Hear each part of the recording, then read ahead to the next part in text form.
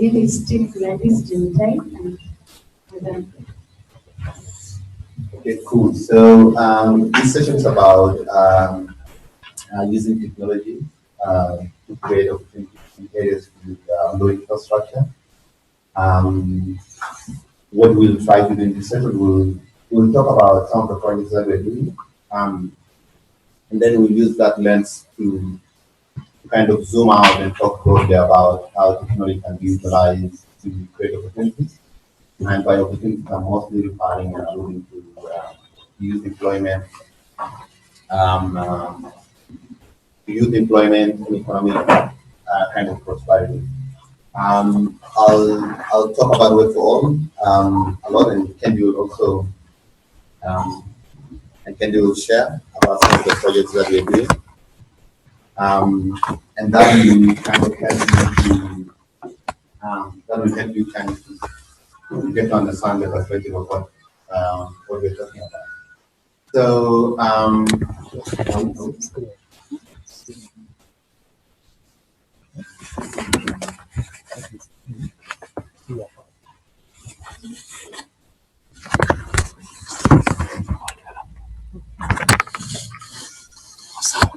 yeah, we can't hear.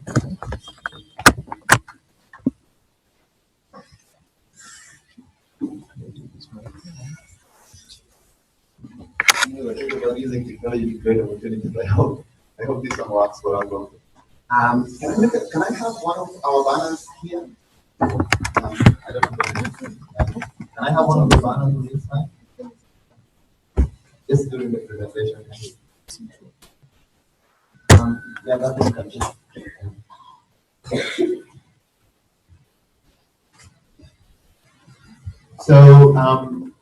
So about Web Forward, so we are an ICT startup and also a consulting company at the same time. So for us, we try to kind of work in the space between ICT development and governance. So most of the time, you'll find us doing contracts for UN agencies, non-profit organizations, and at times governments also. So some of the services that we usually focus on is we do web and applications development. We do ICT research and policy development, and we also work in the area of ICT for development. And the last thing is ICT training and capacity building. So that's kind of the stuff we work on. Our vision is an ICT literate and prosperous Africa, and that's like two things. First of all, like we really believe that ICT literacy is a very important thing. And you will see this thing recurring throughout the presentation of Kendi and myself will be talking. But we also really highly believe in kind of transformation, and by transformation I mean in the context of the African continent. It's like really try to use these new technologies to kind of alleviate some of the issues that we're having, but also trying to leapfrog the West. So like traditional things, the way things have been done, at least until now things have been done. It's like stuff are being manufactured or are being done in the West, and then later on we take them and we use them in our context here. But we try to ask the question of like, how can we now use these technologies to bypass all the processes that the developed countries have gone through, the process of discovering, laying out stuff, and just create our own ways of prospering.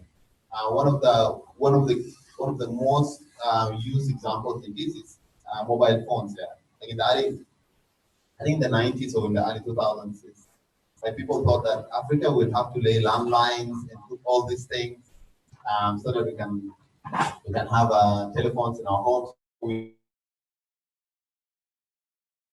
kind of shattered all that perspective, and most experts did not expect Africa to move that fast. So you'll also see us talking about prosperity a lot in kind of economic empowerment and stuff like that. Yeah. So this our mission is to empower governments and development agencies to achieve their mission. by providing customized ICT solutions.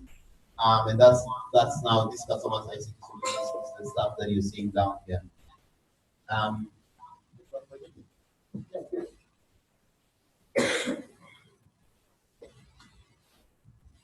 Yeah, awesome. So, yeah, so the company has been in existence for the past 2 years, 2.5 years. I founded it after I finished my internship. I was at the Technical University of Kenya. Anthony here, we studied together. Anthony, what's up? So we were in the same, we were in the same department. So after we finished, I was doing my attachment at the Gates Hospital as an IT intern. And then I used the computers, their systems to design my first logo, and that's how the company started from there on. Yeah, I mean, just took forward, like out of necessity, and I was just like really bored with desk support. Those of you who work as IT interns, you know, like the IT managers send you to bring chai, whatever, all kind of things. That I did not like. So. Yeah. Can you outside? Okay, good. So we have done projects. We mostly do our projects outside the main city, like outside. Done a project in Mombasa. I think 2 or 3 projects in Mombasa. We are currently doing a project in South Sudan, and we're also doing a project in northern Uganda. So that's I don't know if you know northern Uganda, but that's like Arua and a district called Lira. We are currently conceptualizing something there. I'm a South Sudanese, so I don't know if that matters or not in the context of this discussion, but like so I'm a South Sudanese. That's why sometimes some of our projects cut across between South Sudan and Kenya, and also Uganda. So why we focus on like rural areas and kind of the places which are not Nairobi. Like there's a very big disparity in terms of kind of benefits and progress in ICT. And also I can say that like largely this can also apply to all of the fields there. So you can see like between countries and within countries, there is a very huge disparity between in terms of like digital skills and digital dividends between Nairobi and or northern Uganda or whatever. And that's something that we really need to acknowledge. And I know a lot of times people start forums and say like, Africa is rising, all of us here now, all the youth have smartphones, all of us can access materials online and whatever. But once you move to outside the main trading hub and cities and stuff like that, you realize that other people are not enjoying these benefits. And also, like, it's very important because, like in Nairobi, in Kenya, I know the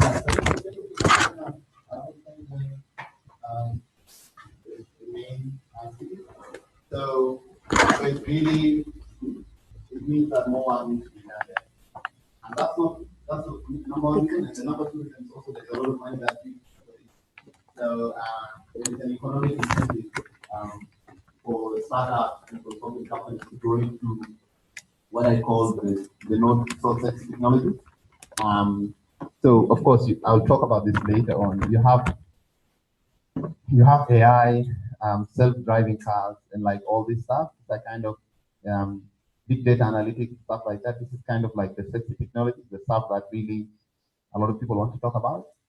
But also we have like we have digital skills, we have access to internet, we have issues of affordability and stuff like that. These are also very important, but they're not the so sexy technologies yet. Like, they're like, if you're training youth, someone asks you, are you using AI for that? They're like, no. What about big data? Do you use big data during your class? They're like, no, actually, we just teach them. No, we teach them Excel at times, or we teach them how to do, how to understand how the internet works, or we use solar chargers to do something like that. This is I call these technologies, they're not so sexy technologies. A lot of money is being put in this. So like I know USAID is putting money in this. I know the Kenyan government has as a platform for youth employment. I know the World Bank is putting cash on this. UNDP, UN Habitat, UNESCO. Why I know this? Because we work with some of these organizations. So we did work for UNESCO, we did work for UN Habitat, we did work for UNDP, Kendi?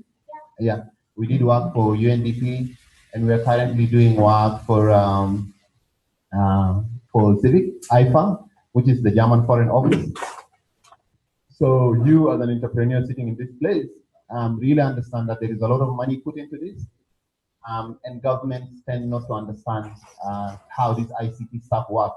And I think if you watch Zuckerberg's hearing, you'll really understand what I mean. Like senators if senators in the US have no clue like how our stuff works, and what about us here? Like, so that means whenever there is a gap in this, in knowledge or in understanding, that's also a very big opportunity for you to provide that knowledge and get paid for it. Good. Kenny, can I give you the mic? Okay, cool. So I'll present. We have like 10 slides, but I hope we'll and understand our time. We have like about 45 minutes, 30 minutes. Okay, it has been reduced to 30 minutes. So I hope that you will really go through this stuff very, very fast, and then I'll come and talk about the lessons and opportunities. Good. Hi everyone. I'm not as entertaining as him. I'm a bit very bland, so sorry in advance. I believe he's talked about a lot of the things we do.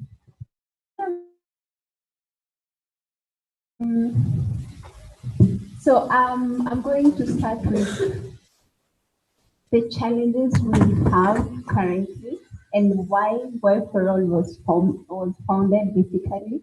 The biggest challenge we have in not just in Kenya, I believe, in all countries around the world and mostly Africa is unemployment.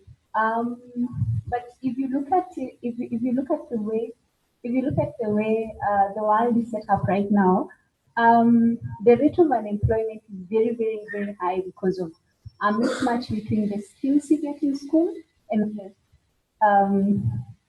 job market, what you're expected to apply, what you're expected to do. So even when you go for an interview, you find what you learned in school is like maybe 90% of the time is not what your job description entails. So you have to really learn, and that also is one of the other challenges startups face. We have that in our startup because the learning curve is very high.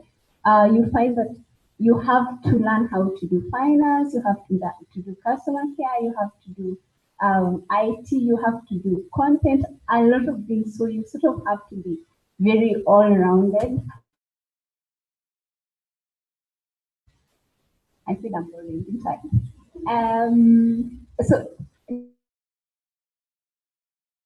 session is about it aims basically to show you to explain to you how we are using technology to implement some of the projects we have around in Kenya, Uganda, and South Sudan, and partly Sudan. We hope to get there. Sorry. So we had a project, the first actually big project we got, I think Nelson talked about that. It was in South Sudan. It was building a piece up with UNDP and UNESCO, I believe. The peace hub was basically used by the South Sudanese people, and most of them were students actually. It was like, I don't know how to explain it, but you go through it, sort of like vowing to preach peace and to maintain peace and to learn what it is that you can achieve when there's peace in your country. It wasn't a very successful project, by the way. At that time, it was insanely, it felt huge, big. Now we look back and we're like, yeah, we did this, and then what next? So that's where we are. That's one of them. Then the next one, Nelson talked about it. We did an Innovate Counties Challenge in Mombasa last year. It was sort of like a very long drawn project. We also had many challenges, which I'll talk about later.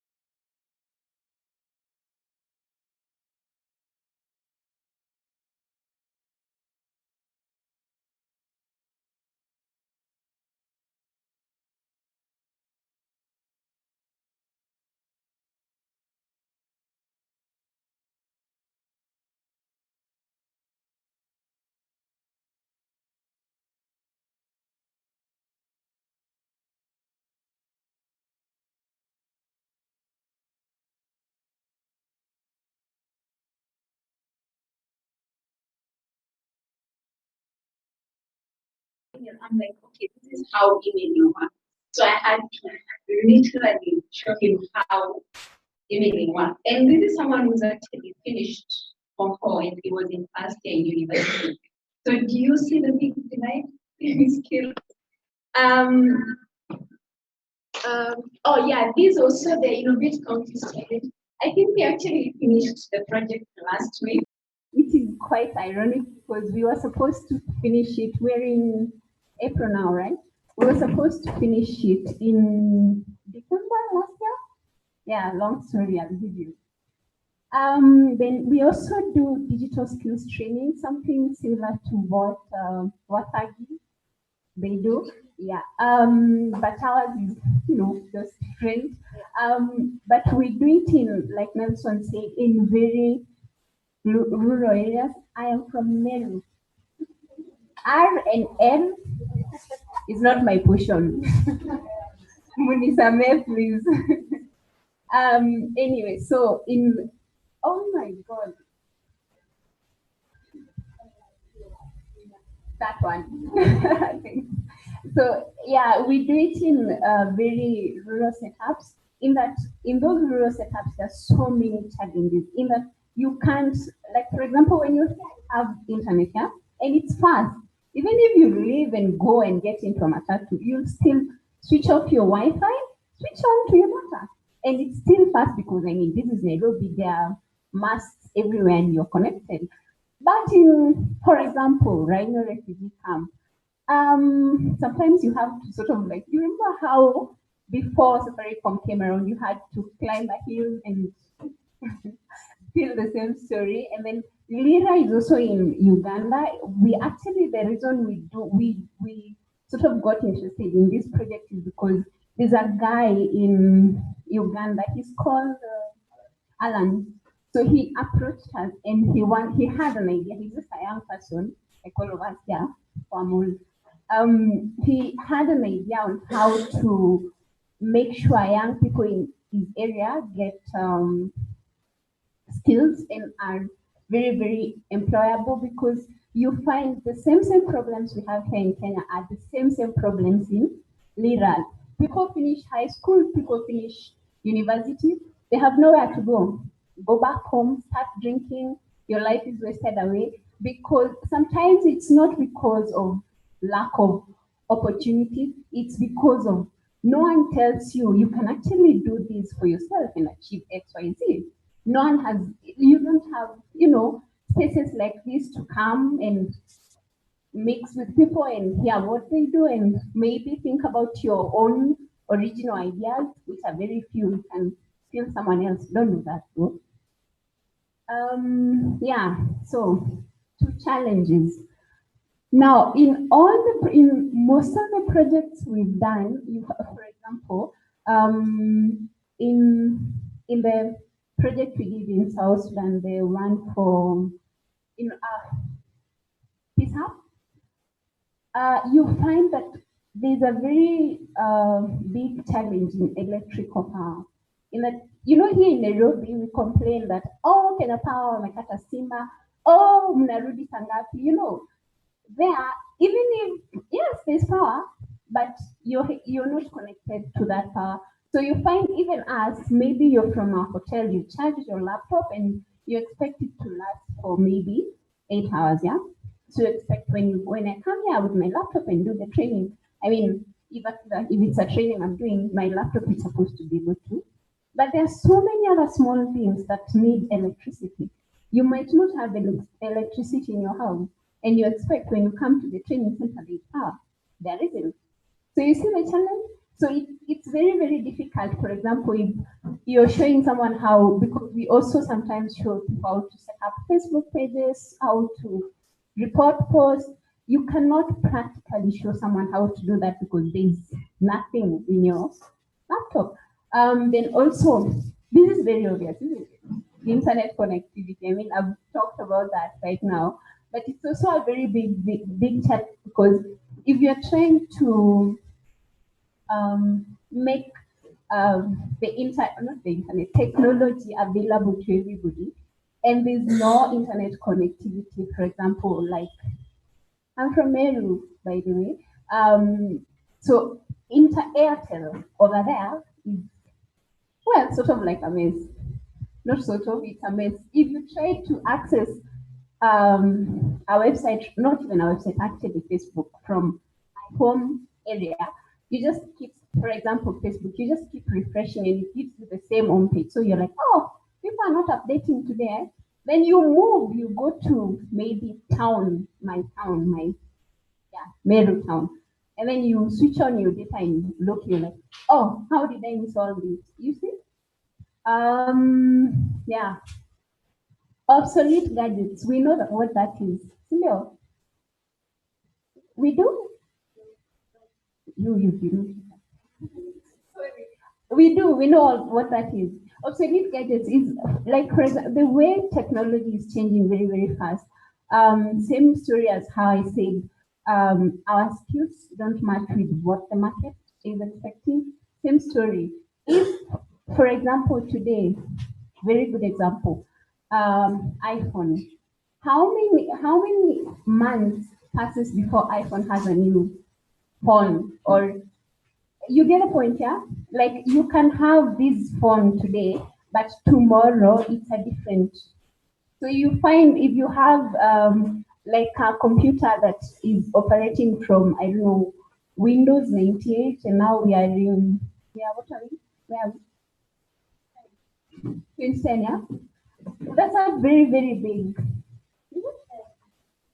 That one, the one 2010. Windows is 2010, Microsoft is 2017. Yeah. So you find it's very, very difficult to merge those technologies. And I mean, for you to be current, you have to be actually very, very current. And also a lack of gadgets. If you're showing someone how to use Facebook and they don't have a laptop, they don't have a smartphone, they have kabambe over there. How do you go about it? So it's a bit difficult because also you can't go buying everybody computers, phones. You just have some battles you win, some you lose. So, by the way, before I forgot to say how I've divided my challenges. That I've divided them in terms of who they affect. So the first three are for us, the consumers, the normal person. Then number four, bureaucracy. Bureaucracy is now for the organizations we work with. You find like the Innovate Counties Challenge. We had a very, very big challenge with funding. Not that it didn't come, it came, but it came in so late. We had spent so much of our personal money. We were so broke.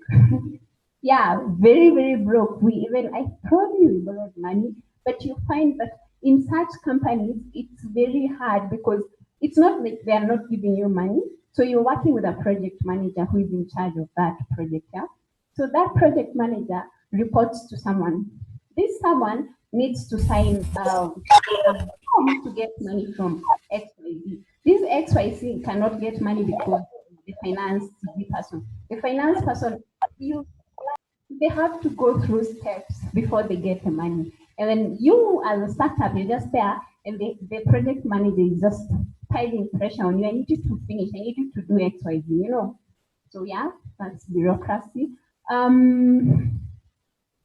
Commitment from, that's supposed to be from development partners, year to year, or depending on the funding. So this is where I said, when I mentioned the PISA, when I said we sort of now feel like we just did something, it's just there.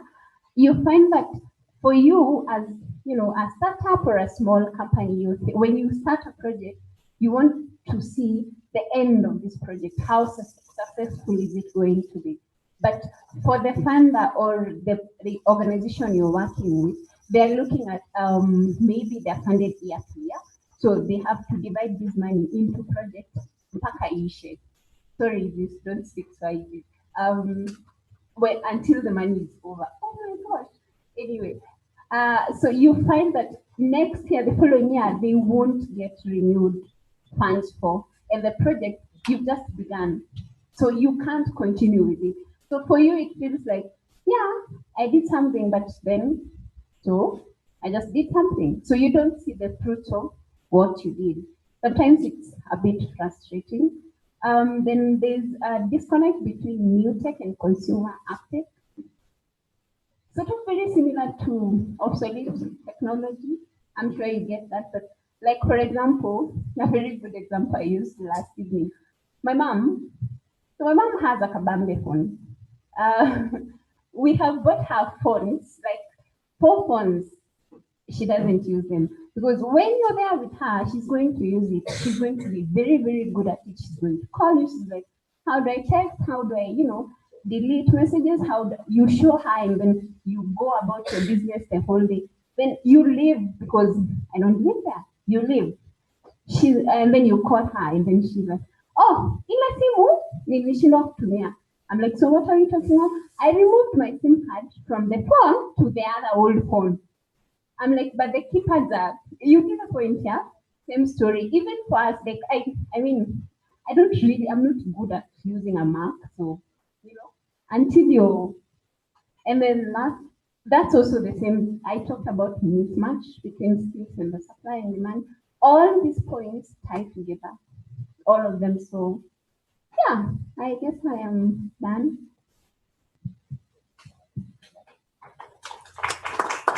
Thank you so much, Kendi, for that. So I have the last 2 slides. So I want to talk about. I've not said anything there because I have it in my notebook. I don't want you to be just focusing on the slide, but it is there as a visual. Just reminder. So as you realize, like we are talking about this stuff mostly from an entrepreneur kind of perspective. That might not be relevant if you just want to learn a few things to get a job, but we just feel like want to give you a look at the whole ecosystem. So, so what are the lessons learned? I want to delve into those, like the lessons learned from kind of trying to work in this space of ICT for development. So like I'll just cite a few things, and this might be very relevant to you.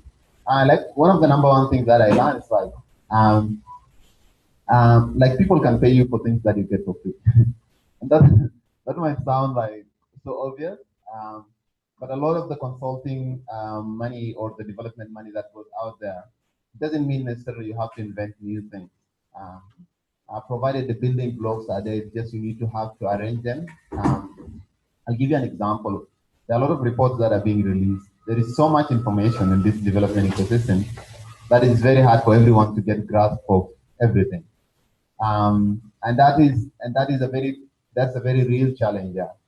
So there are a lot of companies that come and work into kind of try to take this information and to make it simpler for people to understand, or just make it accessible. So that access to information, there is a lot of money that's being put there, and you don't have to, okay, you have to read a lot and understand stuff and what, but you don't have to do much. And in terms of ICT also, a lot of the things that you can offer, even as digital skills training, for those of you who are doing digital skills training or learning, you can study courses on Coursera and get some material online and stuff like that. arrange them together, package them as something, provided the licensing is open and you can attribute it to the original owner. Package those things, and there are a lot of county governments who are willing to pay you for that, either to teach, to give that information to their staff, or even to some of the schools or things like that. So things are not that hard. Try to align yourself with what's being said. As you can see here. You see that? So what I mean is, like, always try to align yourself with the bigger objective of what is being said. Especially when you're applying for projects or when you're setting up things. Try to read like what is the theme for development this year, or what are we talking about in terms of internet governance? Are we more focused on internet for all, which means like inclusivity, access, and stuff like that? So if that's your aim, try to align yourself with the bigger objectives. Like most of the cash that goes there, it goes according to the theme or to the development agenda. So that's something I think Waitaki knows this very well with digital grassroots. So there is a lot of initiatives, even with the government. The initiative goes based on the thematic approach that's being put there. Yeah, and also like really try to learn a lot. And that's a lot could be mean like you yourself, you're learning a lot of things, but also spread the knowledge within your team. Yeah, I think like initially I used to do everything alone, but now Gladys, for example, she coordinates all our trainings. And Kendi co-writes with me the proposals and arranges things and stuff like that. And like kind of like these are the lessons that I gleaned like by just doing this stuff over and over again. But also what I realized, you really need to be persistent in this and try to kind of differentiate yourself. Like for us, for example, we're web for all. So our differentiating factor is not in the technology stuff, but we really try to kind of set ourselves apart by going by really working in places where other people are not working, and try to crack some things that have not yet, that people have not attempted to.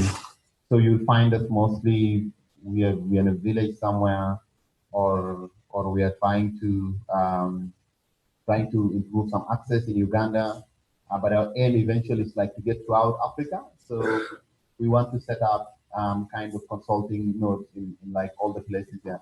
Let me talk about opportunities, and that's like very, very important. So like there are a lot of opportunities in this field, but I'll try to kind of segment them into like some thematic areas. Like there is a big opportunities in like higher education and alternative education. I don't know if alternative education is there in the dictionary, but so higher education, you have the universities and what the colleges and all this who are providing higher education, basically making people ready for job market or for the industry. So there is a lot of opportunities there, especially in terms of automating some of the processes, bringing innovative ways of learning, like companies like Coursera or what do you call it, Lynda.com or what. All of them are trying to do that, like providing virtual kind of space or online content or stuff like that. But in terms of the universities themselves, like I've not seen a lot of people going into that, working with the universities. Like a lot of people work besides or around the universities, but I've not seen a lot of people working with the universities. And I think there is a lot of opportunities there. One of my radical ideas that I share with my team at times is to try to kind of ask universities to outsource some of the courses. And I have like there are a few reasons for that. Like you find that, especially in the IT industry, like you have a lecturer who has been there for like 10 years, and then he's supposed to teach C++ or whatever. Next month, there is a new programming language, there is a new method. He has to go download or learn this stuff, then come and teach.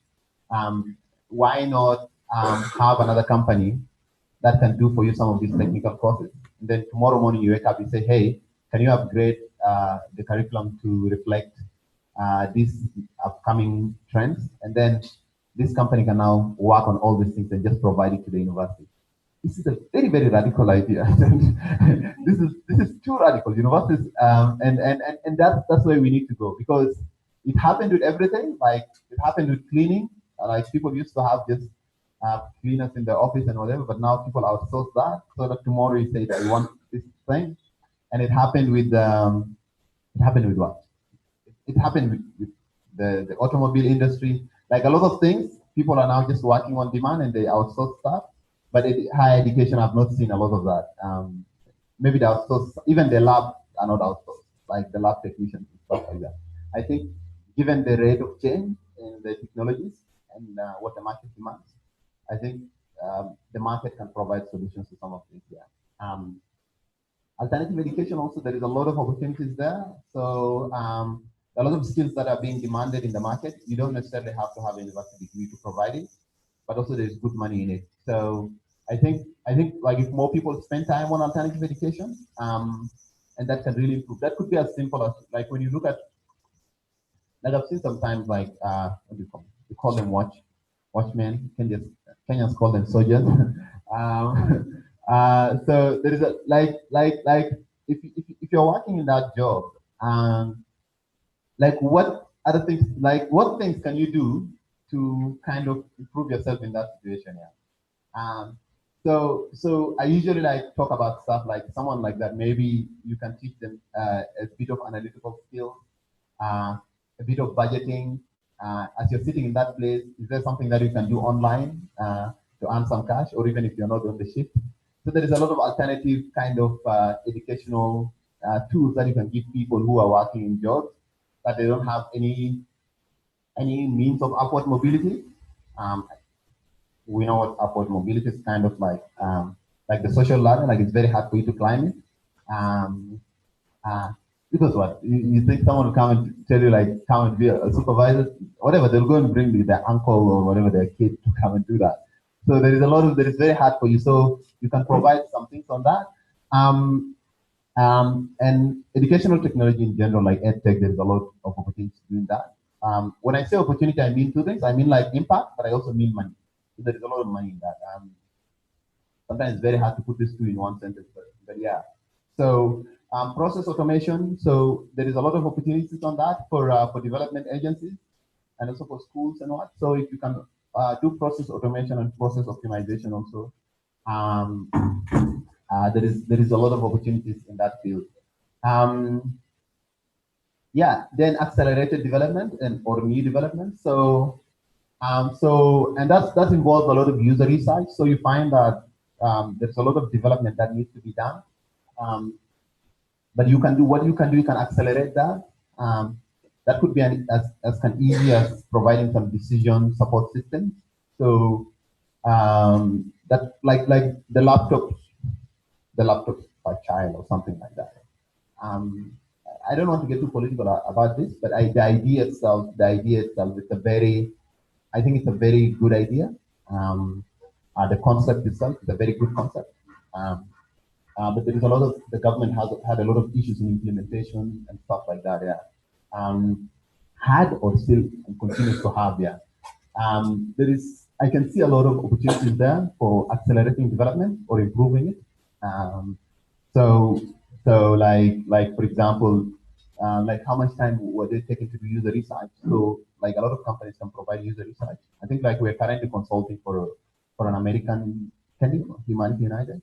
Yeah, we talked with an American organization that wants to do some work, and we're doing for them user research. So basically, when you're coming there, you want to reduce the risk of failure by putting yourself there to answer all the questions that whatever the cabinet secretary wants to answer to the Senate. So you can answer all that prior and provide him with a paper saying, hey, and when they ask you about this, tell them this or whatever like that. So you can provide that part and and then this is kind of in terms of accelerating development, but in terms of new development. So like I don't know what is a good example of that. What is it? So like I know a vendor. There is a friend of mine. Her name is Esther. So she has this what is it called? Vending machines for sanitary pads. Yeah. So someone throws a coin there, and they 20 bob. That's right. Yeah, 20 bob, and you get no. I think I think it's 5 work, what has goes for. Yeah. Anyway, I don't know, ladies, you know this better. Let me not even talk about it. So yeah, she places this stuff in kind of in plants in areas like that. You throw some coin, then you get the sanitary pad. Yeah. So what she's trying to do there, that's kind of new way of developing whatever that has been happening before. So I think there is a lot of ways of altering the system in that regard. Yeah. And that could be in water distribution, e-health, um, a lot of testing for whatever diseases that are out there or stuff like that. Yeah. That seems like a very grandiose idea, but yeah, but we need to start local and start doing a lot of these things. Yeah, I'm very passionate about internet development and internet governance. I'm a I'm an ISOC member, a member of the Internet Society, but I'm also a member of ICANN, and I am called what? This thing for ICANN called this next. No, not Australia. The one for the not at large. The one for young people. They take them every year. Is it no. Huh? Not use observatory. The one that the fellowship. It's not the fellowship and the one under the fellowship is called what? Yeah. That's no. I think my colleagues would really be mad at me. It's called is it next gen or yeah. I think I can next gen, yeah, something of that sort, yeah.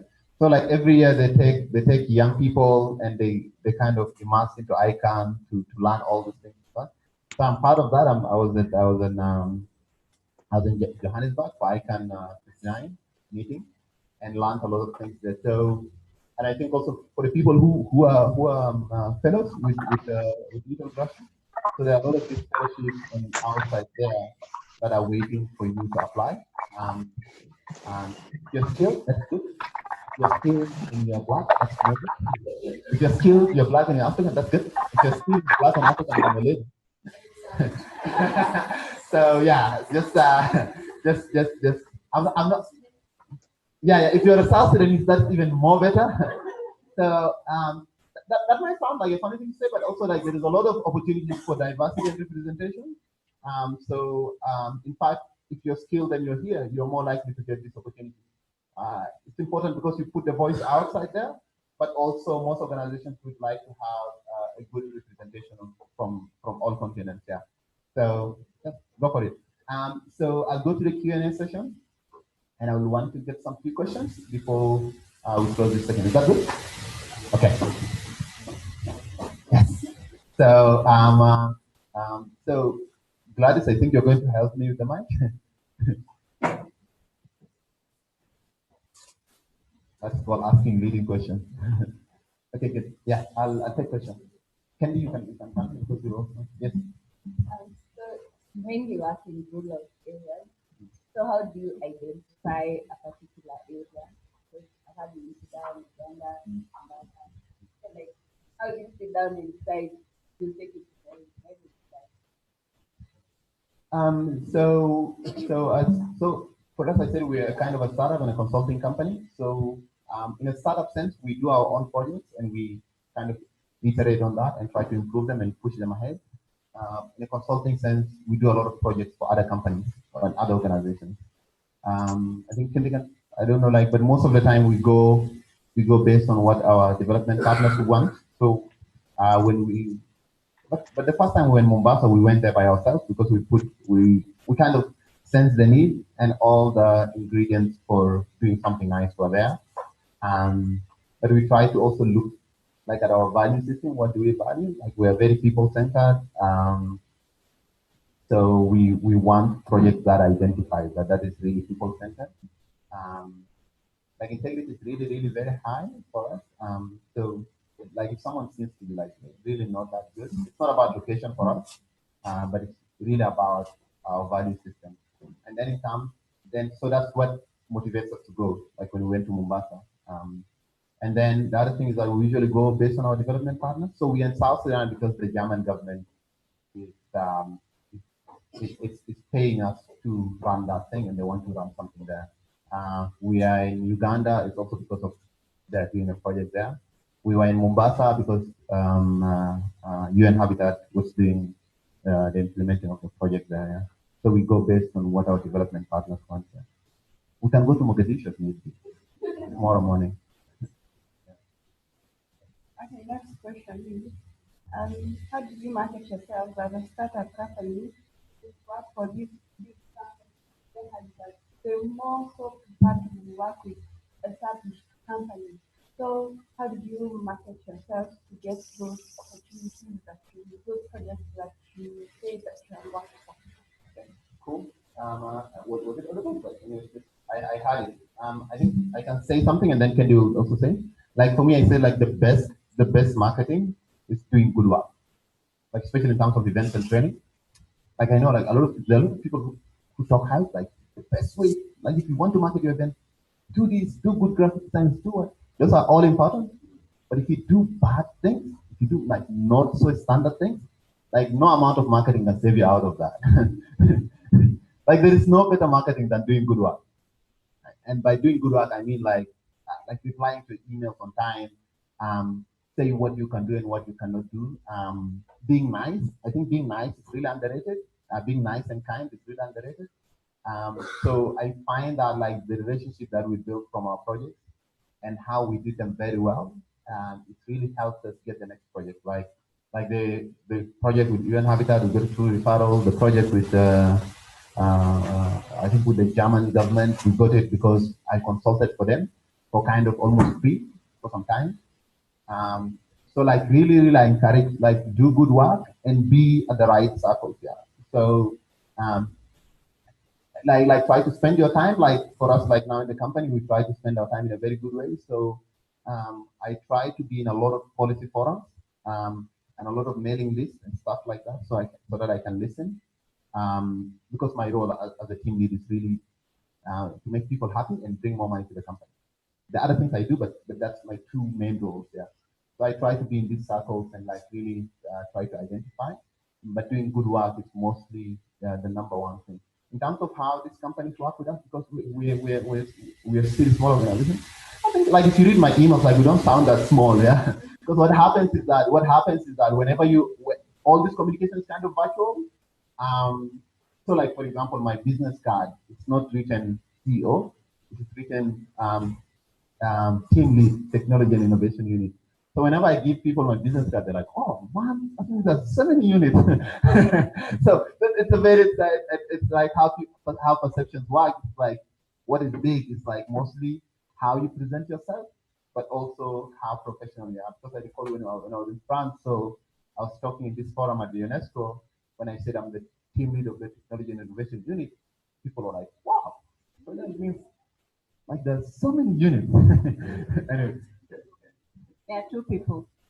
By the way, to answer your question very, very directly, Nelson is very decent. He had this idea, designed to transform. You remember it? Yeah, designed to transform. I don't want to say it's the bag of all this, but he shared that idea with me, and then it sounded like a very good idea. And then he's a foot soldier. Sorry.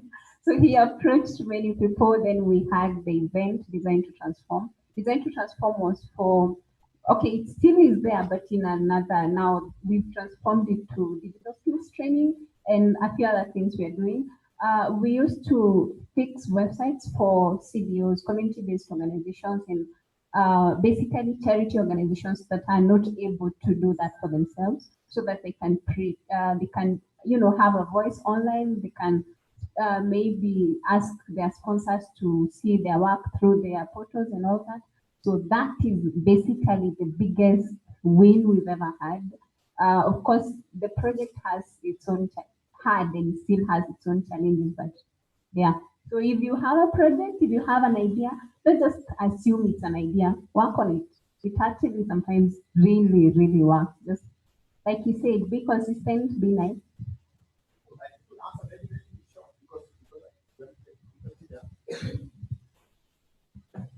Okay, so good thing on working with the rural areas. It's not something that many people actually do. It's always urban. So my question is, how do you get to do all that with primary school kids and high school kids, like engage them and all that? Because it's something I've been trying to work on for quite some time, but I've been like, how exactly do you go about it? Yeah, that's a very big question. Um, so there's no one answer to that. There's no one way of going about it. But like there are few ground rules on kind of how to do such projects. Um, one of them is like you'll not have enough money to do this thing.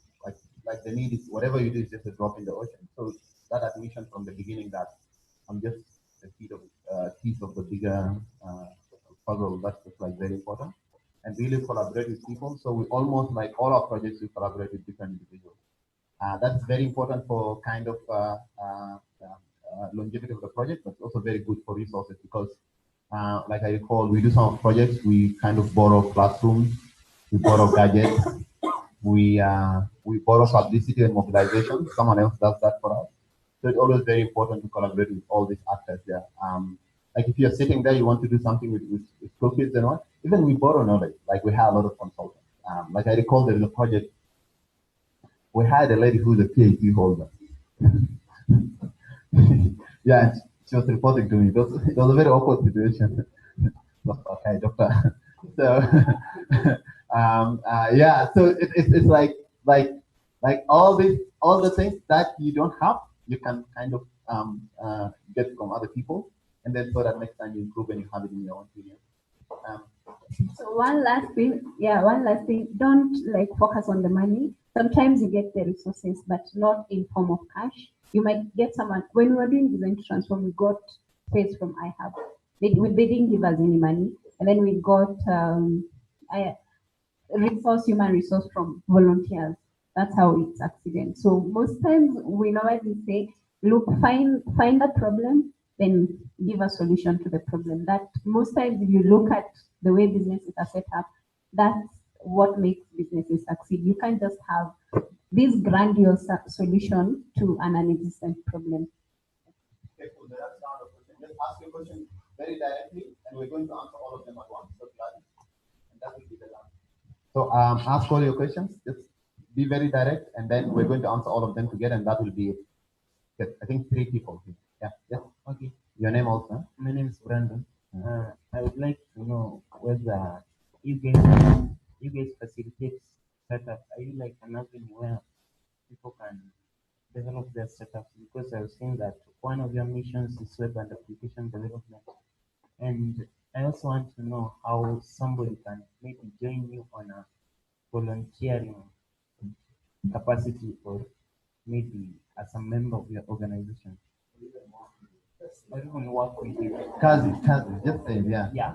Okay, nice. Okay, Brandon. Okay, next. Yeah, the lady at the back. Thank you. Clarity.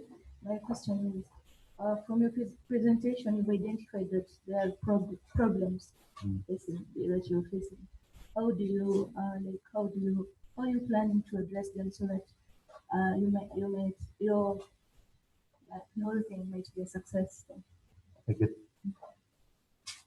Yeah.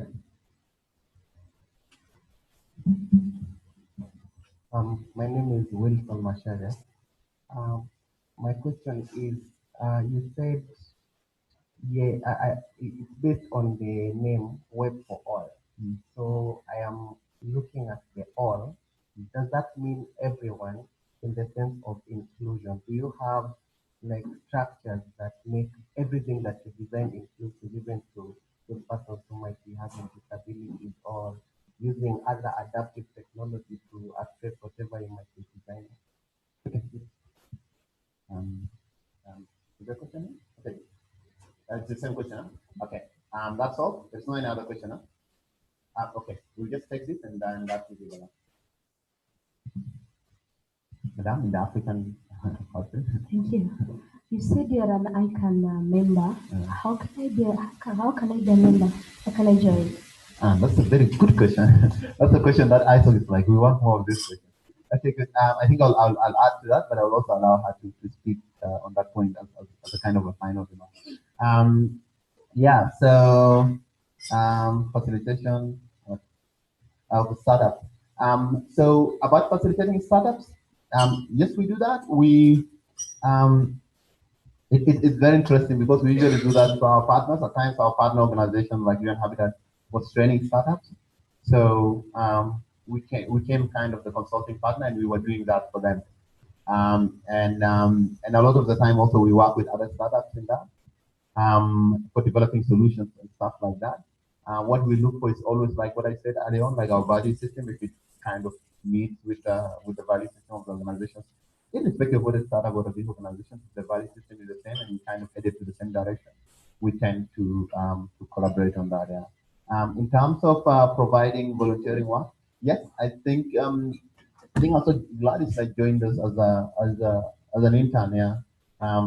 Like 2 months ago, and she runs most of our like we usually try to make that like every 2 months or so, every 3 months or so. We kind of take one person or two people. Currently, we have two people, right?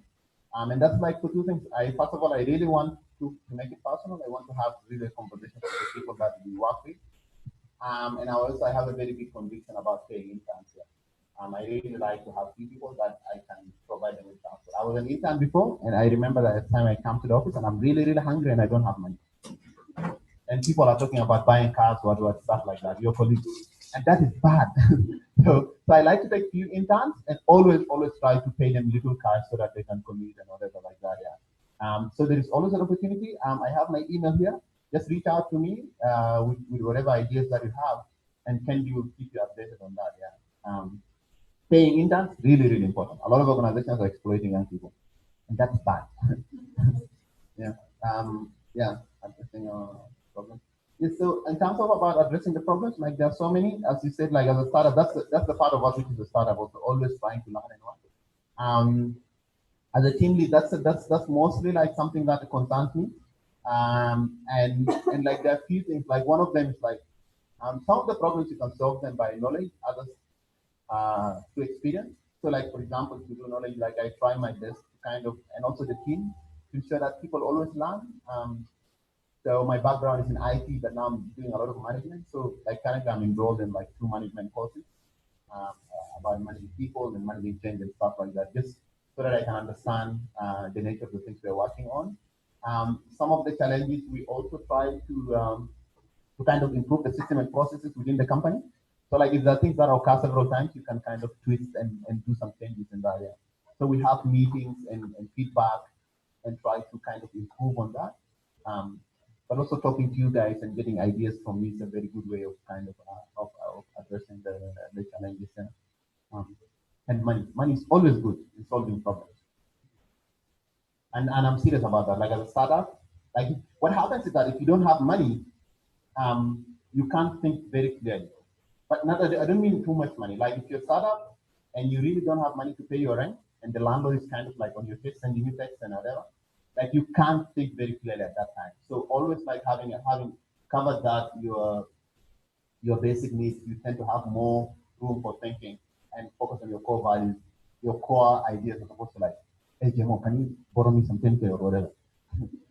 Yeah, yes, about inclusivity. Yes, about like we are very big on inclusion. So Workfall is all about inclusivity, and we are very passionate about Africa. And yeah, we had a lot of discussions about developing technologies for people with disabilities. So we're kind of developing technologies on that side, so consulting with people, but we're also bringing the discussion into kind of into the table there. Talk about that. Talk about that. Yeah, sorry. So when you asked that question, I remember there's a meeting I had for a company called Horizon, I think. I don't remember the full name. I'll probably send you guys I'll tell you what it is after this. It's a deaf school. So the meeting we had with the guy, of course he couldn't speak, so it was a challenge. A meeting that I normally have for 20 minutes, we had it for 1.5 hours because we just wrote. And then the writing, he responds through writing. So yes and no, because we are not very into that. But now that you mention, it's something to look at. And also yes, because we've helped them get out there, and also they're teaching people how to do sign language with that. So with their website, and yeah, so I guess that's. Yeah, we actually developed a website for that organization. And I remember that meeting was like one of the most over-documented meetings because like everything, the minutes were there. And we developed for them videos for learning sign language and stuff like that. You can get about this project. Yeah. There is one last question that I did not answer from her. It was about. Yeah, I can. That's the one that she's going to talk about. So please tweet. Huh? Yeah, tweet about this. And also, I don't want to end this session without kind of like, also I want to, I don't know how to put it, but I want to say like, I'm very grateful for the late chair of the late former chair of the Internet Society, Engineer Martin. He was like one of my best mentors. I recall like I used to, when I was doing project, I would come to him and like, hey, how do I go about this? Like I'm writing a proposal, how do I address this letter and stuff like that? And I think he's a person who like really gave himself for the community, and he was all about community. And Kendi was reminding me to say that. And I think like what we should do as an organization, and I think also as ISO, like the values that we held, which is about community and empowering other people, and like and also being like very passionate about this continent. And I think that those the spirit and the values of the things that he personified should also inform how we're going to continue in the future. And Kendi and I, we know him very, very personally because he used to spend time with us. And I like how he was so organized. Like my laptop charger, I would grab my laptop charger and throw it into the bag. He would spend like 2 minutes, like putting the laptop charger tying together. And then what is that called? There's a rubber band or something. Yeah, then he'll place it, then he'll put the laptop charger inside his bag and put everything. And I think I really learned a lot from him. And I realized that as a person, as a leader, you really need to be very organized to be able to advance things. Yeah. And so I'm very grateful to the Internet Society, and so grateful to the spirit of Engineer Martin and to everything that he did for this community. Yeah. Okay. Thank you so much. Answer the icon question. Yeah. I have some of my business cards here. So I have the web for all one, but I also have a business card from a partner. It's my business card, but for a project that we are running. It has my emails and my phone number, so you can reach out to me on that. Please tweet about this. Also tweet us. We are Web for All LTD, Web for All Limited on Twitter, and also on Facebook, Web for All. Yeah. Okay. Thank you so much. Yeah, we'll be around. Let's appreciate them once again. Did they do a good job? Was it a good session? I hope you've learned something. Should be fired up for the next session. To answer your question on Icon is very good.